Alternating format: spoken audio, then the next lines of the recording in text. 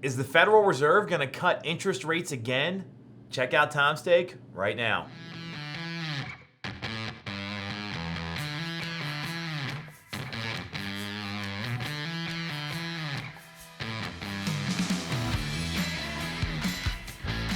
So if you've been following the Federal Reserve news at all, there has been a lot of chatter about interest rates getting cut.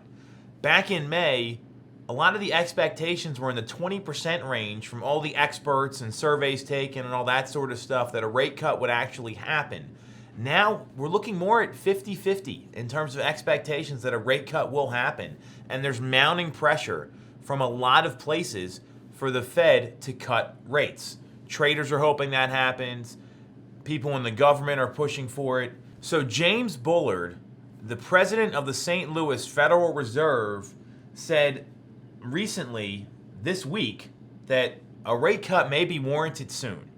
And there's all this expectation now, and a lot of the experts out there, he's one of them, they foresee one, potentially two rate cuts before the end of the year.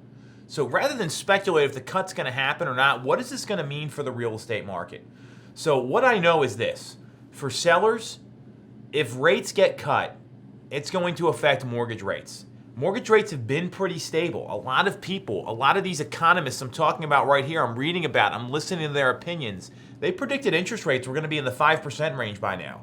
Hasn't happened. We're still in the low fours. So if anything, this is going to keep mortgage rates stable in that 4% range, which will continue to keep buyer affordability high. So that's a positive for you as a seller. The concern is that even right now, with rates at these historically low levels, we're starting to see inventory pick up a little bit. Price appreciation isn't happening as rapidly as it did, so that shows me that we're probably getting into a point where the market's starting to shift a little bit and favor buyers more than it's favored sellers. And that's the first time you can say that in a long time, since about the third, fourth quarter of 2012, so about 7 years, which is usually how market cycles run. For buyers, what this means for you is that if you find that 20-year property or that home you're looking for and it checks off 70 to 80% of your boxes and you can lock in a low rate like that, because rates are still going to be stable, it's going to make sense for you to pull the trigger. Multiple offers are still happening. There's a lot of things going on in the market that make it painful to be a buyer right now, especially if you're in that first-time trade-up market versus luxury or premium, and that has to do with price point.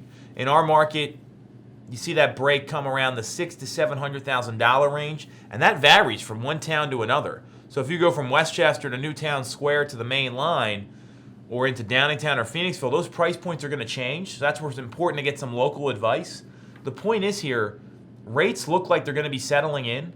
And if another rate cut comes, it's going to increase inventory a little bit more, because right now we are starting to see the signs of a shift, and we're at the end of that 7-year cycle. So keep an eye on what the Fed does. Sellers, this is a good thing for buyer affordability. Really be aware of your competition and what else is available around you. You got any questions about this? You know where to reach me? Otherwise, we'll be back next week.